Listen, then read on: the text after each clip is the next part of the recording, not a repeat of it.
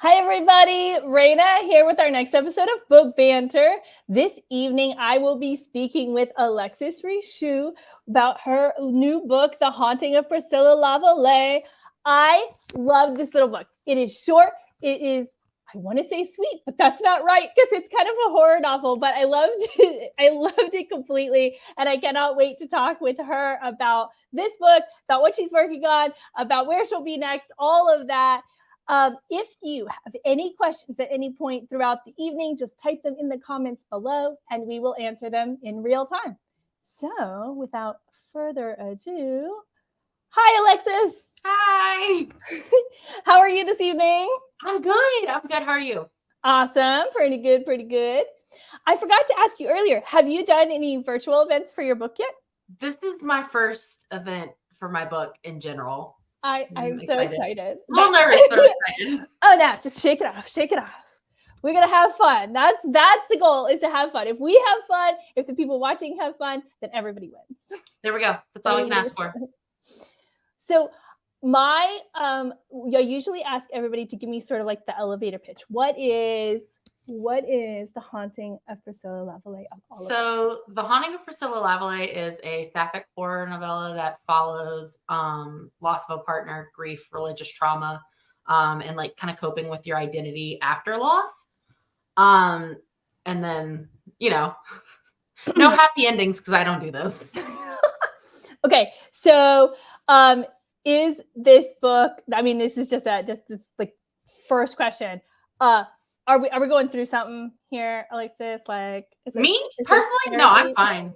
Mentally, I'm good. Like, I got this. So good. That's what writing does, though. Writing. Yeah, no, it's definitely one of those things. Like right before I published, I was talking to one of my friends, and I was like, I'm so scared for this to go live and for people to read it and like turn around and look at me and go, "Are you okay?" I'm like, I'm fine. I promise. It's a dark and scary place up there sometimes. I have a lot of ideas. Well, and to me, like, that is one of the important parts for me about my writing. Most of my writing is like private in a journal type of stuff. But sometimes I have some things that I have published in the past, and they're like, it's those fictional sort of worlds come out of me just like journaling this down, how do I feel today, what's going on, blah, blah, blah. And then you're like off. At least for me, like, what's your writing process, I guess? I don't really have a process. So I've been writing my whole life, the whole cliche. Oh, I've been writing my whole life. I always want to do this, blah, blah, blah. But I call myself kind of like a manic writer. I can't write unless my brain is like, if you don't sit down and write something, we might die because there's nothing else we can do. So I go into these like kind of like fugue states of like all of a sudden there's this story and I'm in the middle of it. And then I come out on the other side 36 hours later, the story's complete and I'm like, I haven't eaten in 2 days. And then I have to edit it and it's like, ew. Yeah. But that's the work part. The work part is coming back to it and going, maybe I shouldn't have said that. I put this over here. You're like, while you're writing it, you're like, this is the best thing I've ever done. I am the most talented person alive. I might be the next Stephen King. And then you actually get to the finished product and look back at it after you've had a snack and a drink. And you go, who let me do that?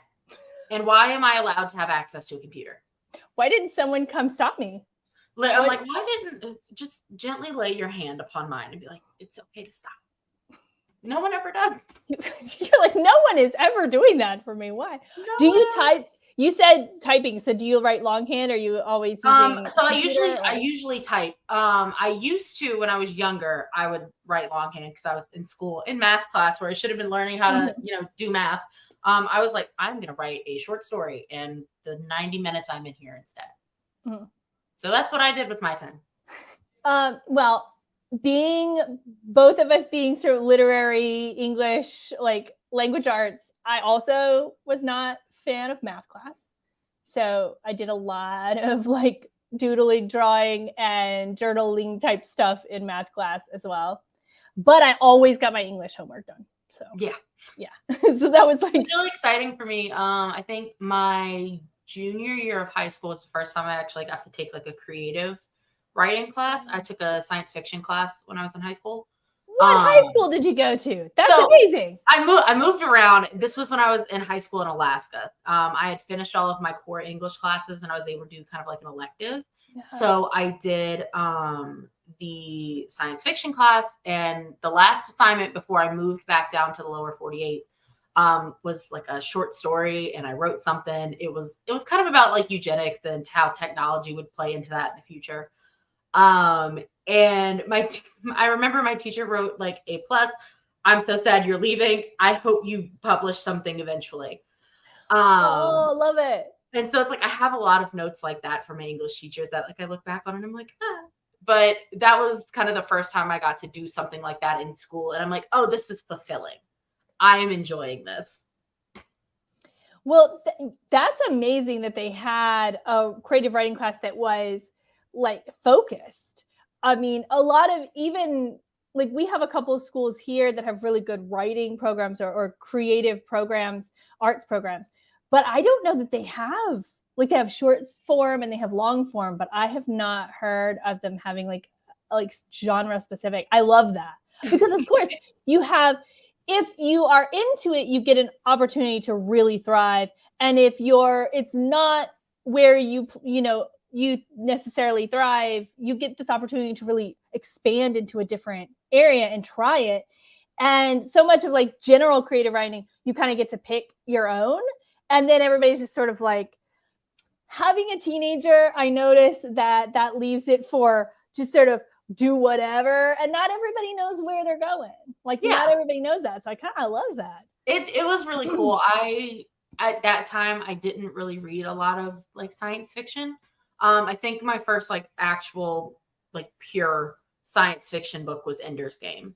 Mm-hmm. And that was the year before that we'd read that. And so that I really enjoyed that. And so it was nice to kind of go into it and see what the genre was about in an educational setting and, in this like really controlled environment where it was focused. And the teacher was like, this is what this is. These are tropes and this is how you do this. And then she was like, have fun, write something.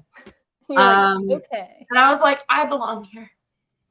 Well, and also it gives you an opportunity to write everything in that genre and no one's going to look at you like, what is this weird eugenics story? Like, what are you trying to say? Sci-fi is like, oh, this is amazingly creative, and like general or some other genre that I think, are you okay? Again, they're coming back to the like. No, I definitely, I think if like me now, the genre that I write and that I kind of developed and like into now, wrote something, they would be like, we're going to have to call the counselor and maybe also CPS. We need to see if you're okay. It's like the equivalent of in a TV show or movie when they show you the pictures of like the child's pictures, like they've called the parents in and they're all like black. Yeah. And they're like red what's going on with little Timmy? And they're like, little Timmy's fine. I don't know. He's creative. Right. Yeah. It's just creativity. Little Jimmy murders everyone at the end of that movie. I'm sorry. He might have been possessed, but it happened. At least he had fun. At least he had fun. Exactly. We're here to support. I'm here to support Timmy's wrongs. That's what I'm here to say. Because I'm going to write about them later. So this book, if I had to put it in a category, I said it would be a horror novel. Yes. That's what I have it classified as. Yeah. Personally. It may not be kind of like the genre typical horror where it's like constant action, constant monster, constant like, man versus evil, something like that. Whereas the horror for me was more self-contained and it was the horror of like being trapped in grief and not knowing there's something on the other side that's better and not knowing that people are trying to reach you and everything like that. And just kind of like that psychological trap, that cage that you get in when you're going through something really dark.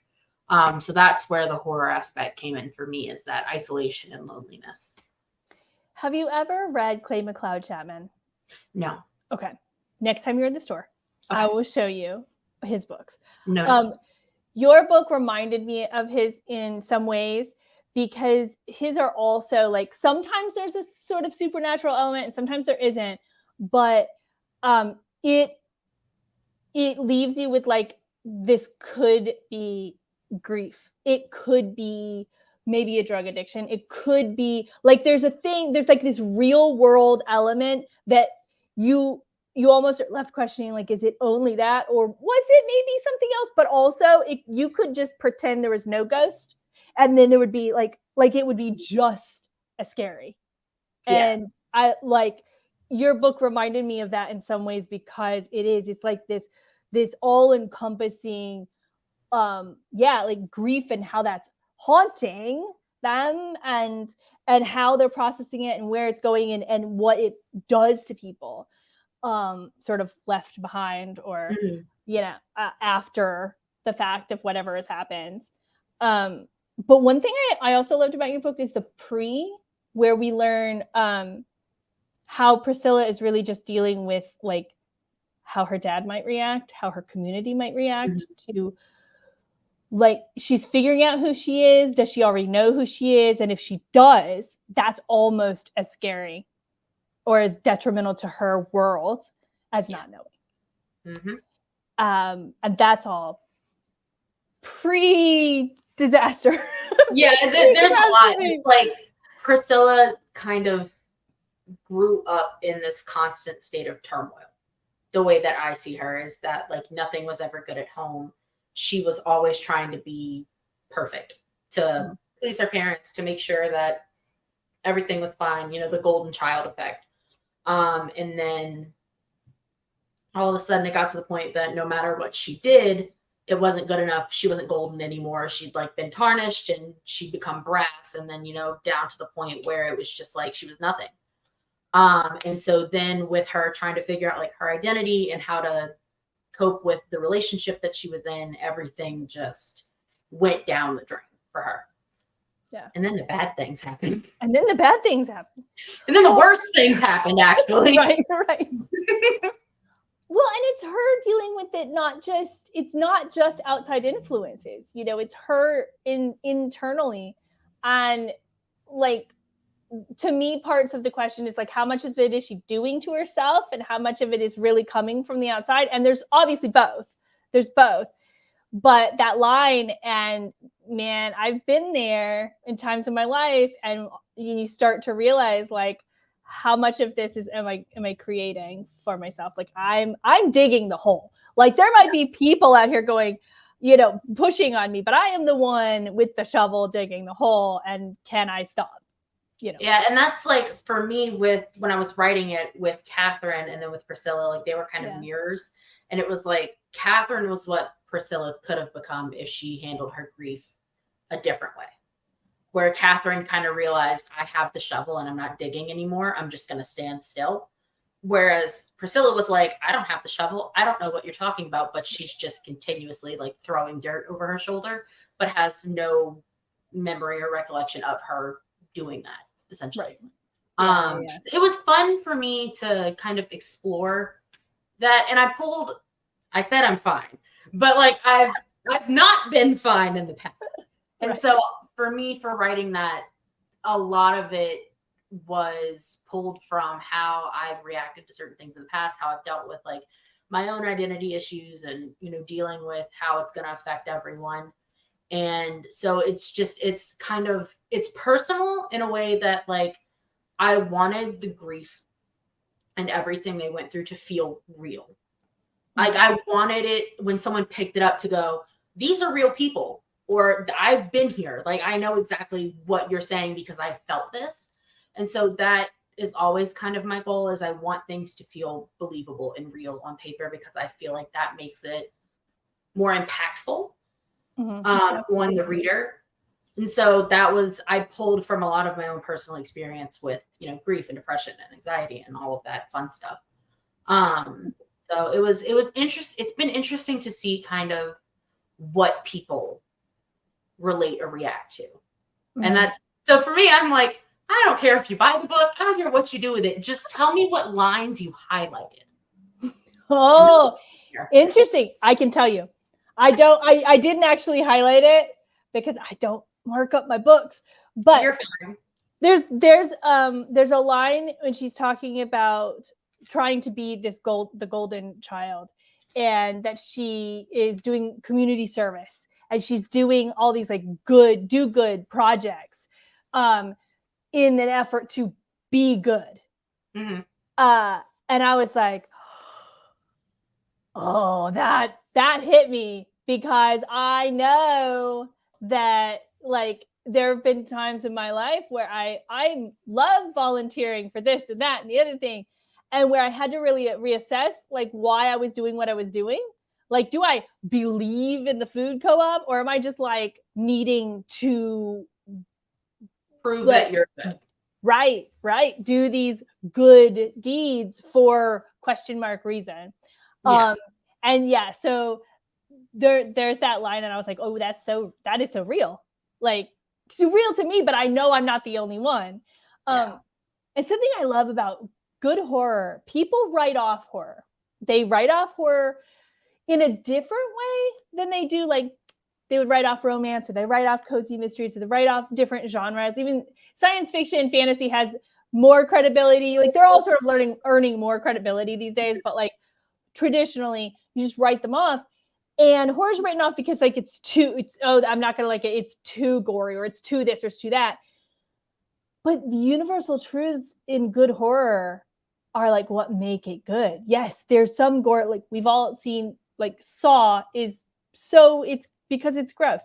But like there are universal, like there are some books that are just because they're just trying to be gory, but good horror is touching on, just like what you said, these true like emotional moments and these sort of universal truths, and then making it, you look at it in a different way, or manifesting it maybe in the form of a ghost or a monster, or a, you know, a thing that a supernatural element. You did that, so thank you. It's nice to feel validated. You've been writing for years, so like why this one? Why is this the one that made it to the book? Not that I've read any of the rest of it. I mean, maybe. I'm gonna be completely honest with you. I don't know why this one specifically. I think this one, because it's the first one that's been finished, even though it's a short, like it's a novella, it's 12,000. 12.5. It's 12.5. Yeah. And so even though it's short, it's been finished. And it's kind of the first thing I've been able to finish. And that was always my biggest thing, is that I've been working on the same novel for years, just in different fonts, in different like clothes. Right. And I haven't realized it until a friend pointed it out to me. Where I was like, oh, I found a draft of something I was working on. Or, oh, I found another draft. They're like, you realize this is all the same story, right? And I'm like, what? Okay. And for some reason, so like this draft that I'm working on with that novel, I've gotten to the 35,000 word mark. And I'm like, I'm going to hit 40K. I'm going to hit 40K. It's going to be done. And for so long, I had been in the mindset of, I'm not an author until I write a 40,000 word novel. No. And that was like, it was this cage that my brain was in. It was like, no matter what I do, I'm never going to be able to call myself an author. I'm never going to be able to publish, because I'm never going to finish something. And then all of a sudden I finished Priscilla, and I looked at it and I was like, this just can't sit here. It's not something that I'm going to ever come back to, because this is how the story was supposed to be told. This was how the story's supposed to end. So what do I do with it? Like I could post it on my blog. I could post it wherever. I could just pass it along to my friends to read, but it wouldn't feel the same accomplishment wise to me. Mm-hmm.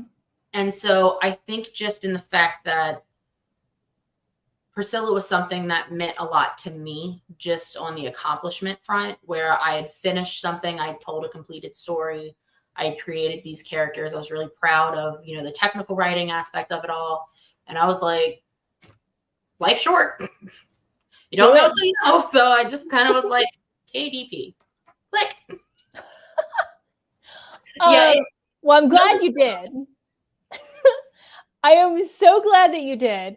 And to whoever the friend is that pointed out, like, hey, these 3 little short things you've let me read feel like that one. Well, her name is also Alexis. So shout out to her when she watches this later. She knows who she is and why she's here. Well, thank you very much, because sometimes it's hard to see those things when you're the one doing it, and especially if there's time in between. You're just like, that one's in a drawer, in an old journal or an old document folder, and like you've got this whole new thing. Sometimes it takes somebody on the outside to go, there's a line between these. Have you seen that?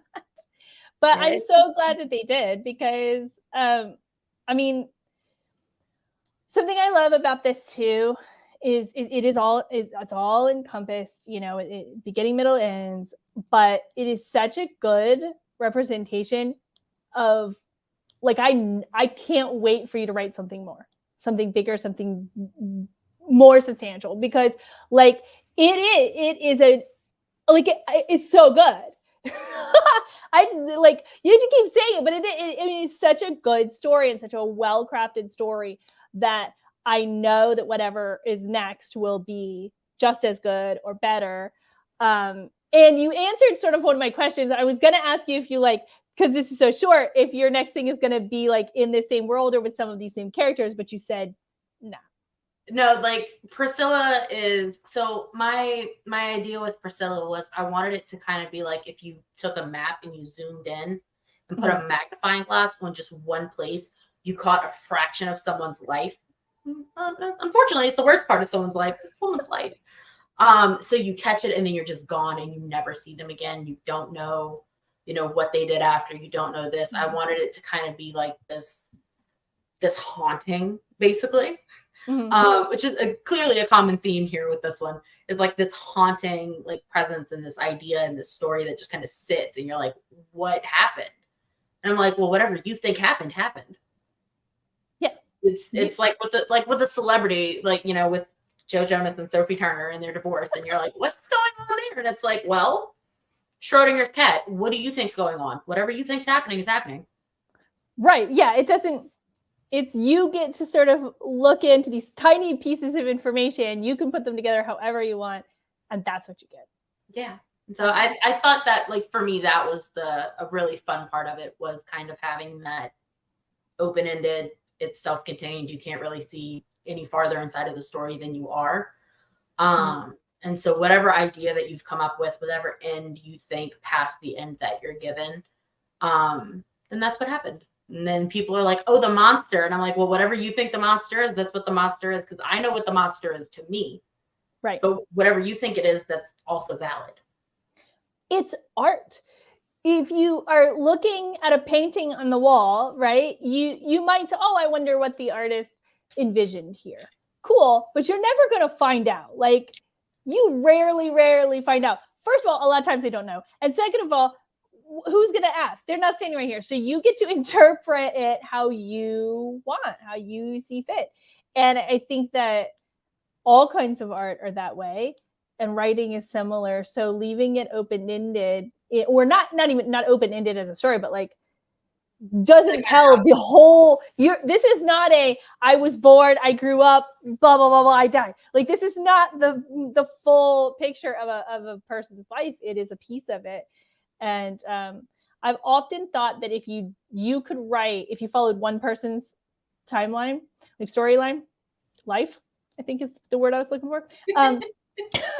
Right, you could write romance novels in that person's life. You could write horror stories in that person's life. You could write all different sorts of stories in that person's life. In one life, and then you could have like 20 different books. They'd be on all different genres, and it would be great. So you're laughing at the comment.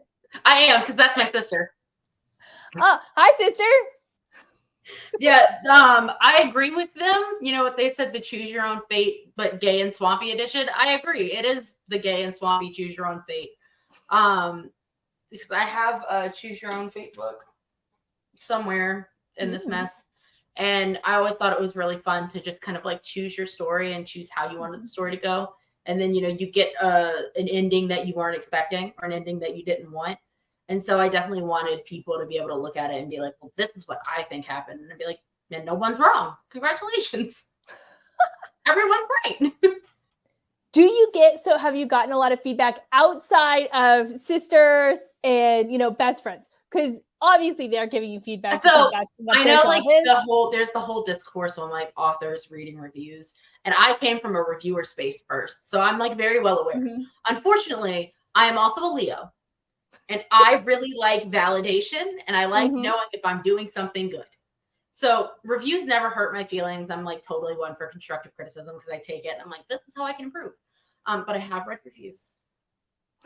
And I have gotten some pretty decent feedback. It's been really nice. And there's been a lot of feedback of, you know, I can't wait to see what else she does or, you know, what else she writes or, you know, how she's going to grow going forward. And I'm like, that is the nicest thing. And it means the world to me because I struggle with imposter syndrome a lot with writing. And I'm like, who let me publish? Why? I'm like, I'll flip through it. And I'm like, that's a mistake. That shouldn't have been written. And so I definitely I beat myself up a lot. I'm like, you're not good enough to do this. You know, why are you doing it? Blah, blah, blah. But then I get someone who's like, I loved this. This meant the world to me. Like, this was so good. I want more. When are you writing something new? And I'm like, you don't know how much what you just said to me meant to me. So it's been really nice to see that feedback. But the short answer is yes, I've gotten some pretty good feedback. Good. I will tell you from watching, I've been doing events at indie bookstores for, like 7 years now. And so I've been to a lot of author talks, a lot of workshops, a lot of those things. And one of the number one things that they always say is, first of all, you are not alone in imposter syndrome with writing. So there's that. Everyone seems to feel that way, at least in the beginning. And don't. Those are the two things that come up. Like, you are a writer. If you write you write on I have like a legal pad over here just for notes. And you write on the legal pad and that's all you do and you put it in your own drawer, you are a writer. You've published 50 plus books, you are a writer. You should call yourself a writer from the beginning. And that goes with like all artists. There's do you watch or do you know of Joe Bob Briggs? This is a weirdly off. It's not going to be off like topic. This is going to be a sidetrack, but we'll come back to the original point of the story. We're going to come back. Yes. So no idea. Joe Bob Briggs is he's been on the air over the years for like 30 some years, and he is a monster movie host. Okay. So he's been on different channels and stuff over the years, and right now he's got a show on Shudder. So he's super supportive. He just talks about the movie and gives fun facts, and then you watch usually a horror movie together.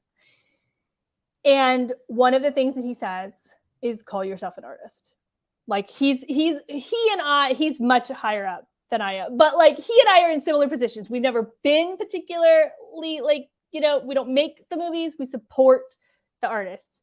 And I can tell you, call yourself an artist, call yourself a writer. If you write, you write. If you use your iPhone to make tiny videos, you are a movie maker. If you call yourself that because it's like wearing the outfit for the job you want, it's the same idea. It's like manifesting your life going forward is that kind of whole thing. Absolutely. If you lean into delusion far enough, you'll eventually get there because it has that no choice too. but to become reality. Yes, you are. I believe manifesting is the way we're supposed to say it. But leaning into your delusion, I'm also a fan of. I'm into all of it, to be completely honest. So I'm real big on the speak it into existence. Ivy Cox. Speak it into existence. Yes, exactly. So you did allude to working on something. Is it another horror novel? What are you working on? Yeah, because I feel like I've kind of found my writing niche with horror or darker themes. And so without giving too much of course my idea away, I started writing it after Roe versus Wade was overturned because I was so angry. I had nowhere to put the anger and I blacked out. Like I blinked. I was gone for 48 hours, came back, and suddenly I had the rough draft of a novel. And I was like, oh. So it's basically kind of about this concept of eat before you're eaten. And women who are bad or evil for lack of a better term, or criminally insane just because they're like that, not because, you know, they've been assaulted or anyone's done anything to them in the past, but more of just a product of environment and watching it happen to others. And also just being like that. So she gets up to some things, some fun spicy things and some fun bloody things. And sometimes they're the same. So yeah, I was about to say that Venn diagram. It's that's a circle. Happening. But yeah, so she definitely gets into that, gets herself into a predicament, and then has to figure out a way out. And it's, you know, eat before you're eaten. And all right, I feel like I did a really bad job of explaining that. Oh no, that was perfect. It was just enough. It was just enough. We have a little bit of inspiration, a little bit of what might have, you know, where you're set up a little bit. That's all I needed, and now I need the manuscript whenever you're done, so that I can read it. And eventually, then maybe it'll be amazing. I started revising, and then I got stuck on a chapter, and that was 6 months ago, and I haven't touched it since. I reread it the other day, and I was like, where are you? Within the halls of my mind, where did you go? Can you please wake up? But other things rolling around in there. I was about to say, maybe you write some other small stuff, and then you need your friend Alexis to be like, this should be in that novel. Remember that novel? Alexis, I need Bear. I need them both to just like stand on my shoulders and be like, are you gonna finish this story or not? I'm like, please stop bullying me. I'm sensitive. But remember all that positive feedback you got last time? And you know, I'm hoping it can only continue. I'm sure. But yeah, I have an anthology idea rolling around that kind of is like more of a cultural anthology. With some of the folklore and mythology around, like, you know, New Orleans and Acadiana and everything like that. That's kind of taking a horror spin on it and playing around with it. The idea is fun. The execution of it so far has not executed the way it should. It will eventually. Yes. You just keep plugging away at it when you're inspired, and then one day you're like, oh wait, this is enough stories to put in a book. I'll be like, oh, we've got another 12,000 words. Here you go. 83 more pages. Here, world, take this. Enjoy. Okay, so I have a question about your cover, which is something that people always want to know, like, from us. But so you hit the jackpot in the title, cover, price point. I don't know if you're aware of that, but from a book, I did not. I was not aware, but I'm glad to know that I did something good there. Yes. So did you do this cover, or did someone? How did you do that? So I made it myself. With Canva Pro. Shameless. Sponsor me. Yeah. Right. I did it myself. I'm also a Canva graphic artist. And you know, everyone can be a graphic designer, and everyone's passion should be graphic design if they have access to Canva. It's so fun. But yeah, so I did the cover myself with Canva, and the kind of etched look happened on accident. So I was trying to figure out like the color scheme and how I was going to get it to look right, and then the title to look, and then I accidentally overlaid them, and I was like, ooh, we did something. And then on the back cover, that magnolia, my sister Storm actually drew that. Very nice. They're an artist, so they do shows and like pop-ups all the time around New Orleans at different events. And so that's who did that, and they're my favorite.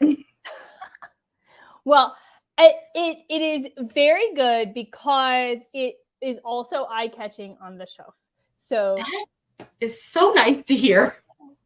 It is rare. This is the truth. It is rare that a mostly self-published author is able to check all those boxes. And I thank you to you and all of your support system around, because I know it takes other people going, hey, there's two thes right there, to to like be part of that process. But very exciting. Y'all did a great job. Thank you. I will pass that on to the group. Yeah, to everyone who is not able to tune in today. Definitely let them know. I'm going to put the link to your book down here in the comments. So if anybody doesn't have a copy yet or needs another copy for a friend or for a gift, you can click the link, buy the book through our website, and you will get a signed copy because Alexis signs our copies for us in the bookstore. And I also have some fun and exciting news. Fun and exciting news? Fun and exciting, you know about it, but everyone else might not know about it. Alexis is going to be part of our Po' Boy Fest celebration.